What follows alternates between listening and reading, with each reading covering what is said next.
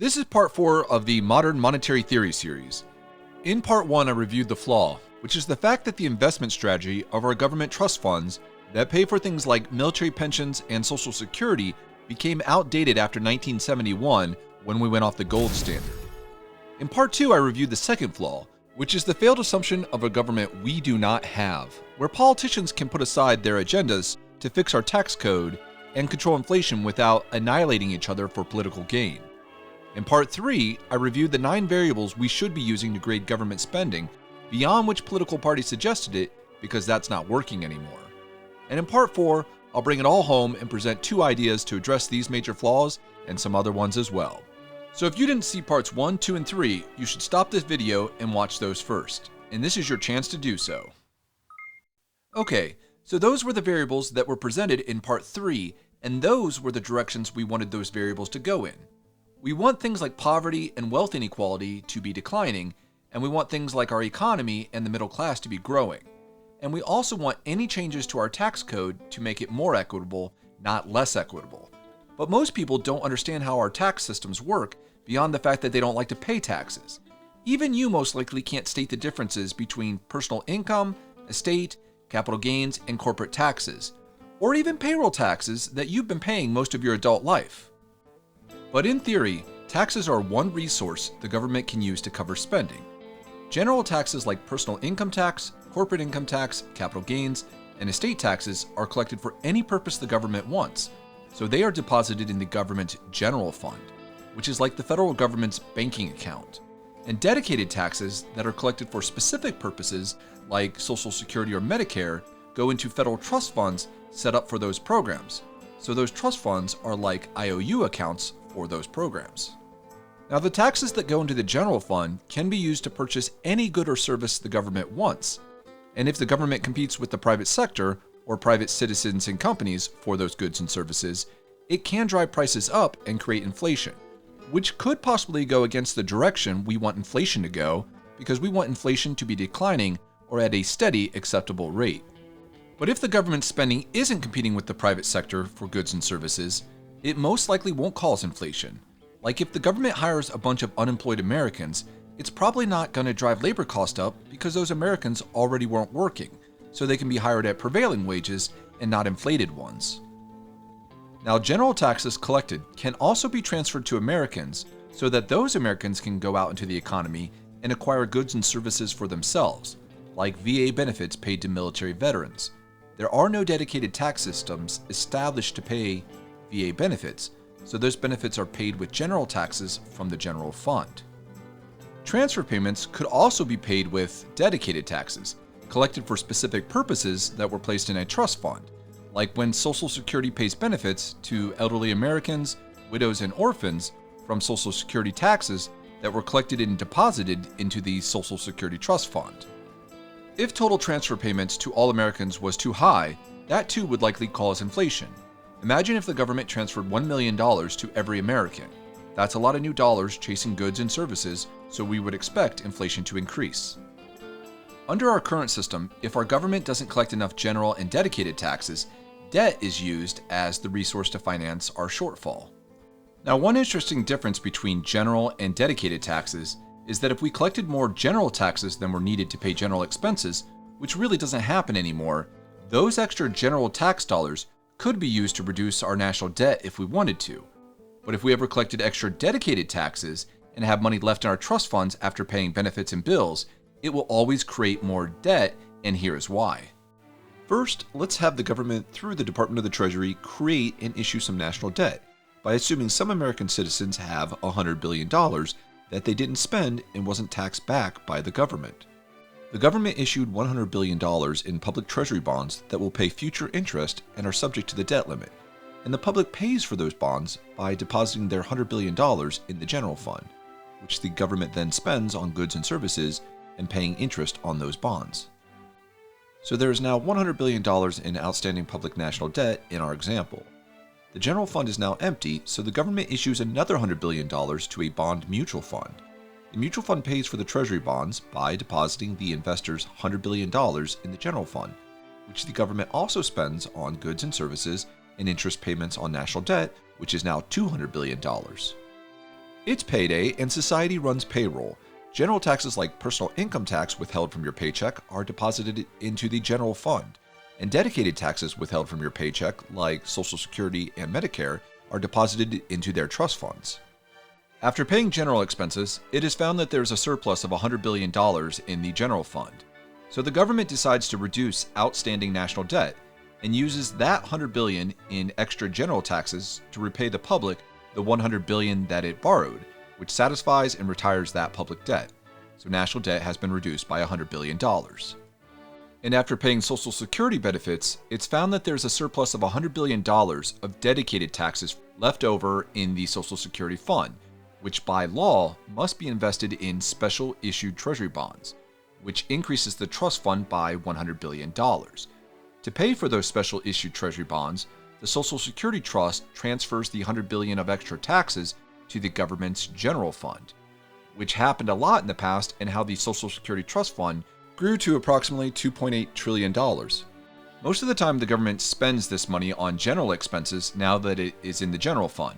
Let's assume the government decided to reduce public debt again like it did before. The general fund would repay the mutual fund $100 billion, which satisfies and retires that public debt. But since there is still $100 billion of special issued treasury bonds in the trust fund, the extra dedicated taxes that were collected were not actually able to reduce national debt. So that is why general taxes can reduce national debt, but dedicated taxes can't reduce outstanding national debt. So the two major types of debt that make up our national debt is public debt owned by people, pension funds, mutual funds, and central banks, including our own, and special issue treasury bonds, which are IOUs the government owes itself in our trust funds. So if our national debt was too high and we wanted to pay it down, we can't do that by increasing the collection of dedicated taxes for things like Social Security and Medicare, because those types of taxes create debt. We can only decrease national debt with general taxes like corporate, estate, and personal income taxes. But that's interesting, because the Republican Party's position for decades has been that it's reckless spending by the Democratic Party that has made our national debt and tax rates too high. But when they were in power and had a chance to fix these issues, they never cut spending. And they only ever cut general tax rates on corporate, estate, and personal incomes that could have been used to reduce our national debt. They never cut dedicated payroll tax rates to stop collecting extra dedicated tax dollars that would have automatically reduced the rate at which our national debt was growing. So their intentions regarding national debt and taxes seems disingenuous. But it's also interesting that the Democratic Party has been criticizing the Republican Party for decades for passing those general tax rate cuts, which often did overwhelmingly help our wealthiest citizens, but they never reversed those tax cut acts when they were in power and had the chance, which also seems disingenuous. But this might be why our current trust and tax system isn't some ultra-efficient, cohesive plan structured to increase our economic growth and social utility with an equitable tax code. It's a maze of competing political agendas building up for decades. And some of this system probably made more sense when special issue treasury bonds in our trust funds were protected by a gold standard. But once we went off that in 1971, we absolutely should have updated the system because it creates obvious problems. It makes no sense to have a system where if more taxes are collected than necessary for a program like Social Security, it creates more national debt, because collecting too much tax revenue should increase assets, not liabilities. And we shouldn't have a tax system where tax rates can be raised on American workers for decades while lowering tax rates for America's wealthiest citizens, which is exactly what has been happening since 1983, because dedicated payroll taxes have been rising while our highest income, corporate, capital gains, and estate tax rates have all been falling. And if we continue raising dedicated payroll tax rates, it will continue to create more national debt, and it will increase the cost of American labor, which would increase the prices of American-made goods and services and could cause inflation to increase. And remember, we want inflation to be steady or dropping, not structured to be increasing because we never got around to updating our trust and tax systems. And if we fail to control inflation and the taxes levied on buying American labor too long, we should expect to see companies and consumers shift their consumption to foreign markets as they try and reduce their costs, i.e. globalization. And if we allowed the offshoring of American labor to countries like China and Mexico with cheaper labor costs, it could keep our domestic prices and inflation in check for a while. But as we continue to consume more and more foreign labor, goods, and services, it would lead to lower real GDP expectations as net exports decreased and more jobs were lost, which would lead to higher levels of domestic poverty, which lowers government revenue expectations, which increases government deficits and thus increases national debt growth, all of which lowers societal happiness or utility expectations, and this is quite possibly what is happening now because that's what this system predicts. But the good news is I have solutions to fix this. But before I present them, I want to address the obvious objection that my modern monetary theorist friends will have had, which is the government doesn't need to collect taxes or issue debt to finance its spending, which is theoretically true, but not practically true, and this is why. The U.S. Department of the Treasury is the fiscal arm of the government, and the United States Mint and the Bureau of Engraving and Printing both fall under the Department of the Treasury and can create money. The U.S. Mint creates coins, and the Bureau of Engraving and Printing creates dollars. The Federal Reserve is our central bank, and it's a quasi-governmental agency. The Board of Governors are nominated by the President and confirmed by the Senate and help regulate the financial system. But the 12 district banks and the Federal Open Market Committee have independent autonomy from the government to operate and set monetary policy. If the U.S. Mint creates a coin, that is a liability of our federal government. If the Bureau of Engraving and Printing prints a dollar, that is a liability of the Federal Reserve, not the U.S. government, because Federal Reserve notes are liabilities of the Federal Reserve. So if the U.S. Mint created a $1 trillion coin and gave it to the Federal Reserve, the Federal Reserve would consider that an asset, think of it as a non-interest-bearing treasury obligation, and would purchase the coin at face value by depositing $1 trillion in the government's general fund, which the government could then spend on goods and services. But if the Bureau of Engraving and Printing created a $1 trillion bill and gave it to the Federal Reserve, the Federal Reserve would probably say, thanks for increasing my liabilities by $1 trillion, and promptly destroy it.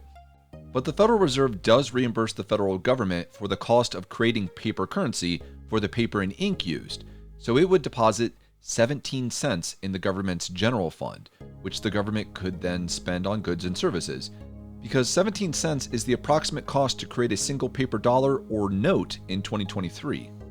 So the difference between how much the government receives in the general fund when it creates a $1 trillion coin versus a $1 trillion bill is an obvious sign that things aren't as simple as the government doesn't need to collect taxes to finance its spending because it can just issue its own currency. Now let's take a look at issuing debt. This is the most recent financial report of the United States government for fiscal year 2022. This is page 5 of that report, and this is chart 4. Interestingly, it states total liabilities are $39 trillion, $24.3 trillion in public debt, $12.8 trillion in unfunded federal employee and veteran benefits, which are obligations we have accrued, we just haven't recognized as debt yet, so they aren't subject to the debt limit. What is missing is the $6.7 trillion in special issue treasury bonds in our trust funds. Why? Well, the fiscal report states, in addition to debt held by the public, the government has about $6.7 trillion in intergovernmental debt outstanding, which arises when one part of the government borrows from another. It represents debt issued by the Treasury and held by government accounts, including the Social Security, $2.8 trillion, and Medicare, $345.4 billion trust funds.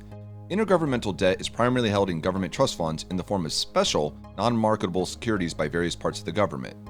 Laws establishing government trust funds generally require excess trust fund receipts, including interest earnings, over disbursements to be invested in these special securities. Because these amounts are both liabilities of the Treasury and assets of the government trust funds, they are eliminated as part of the consolidation process for the government-wide financial statements.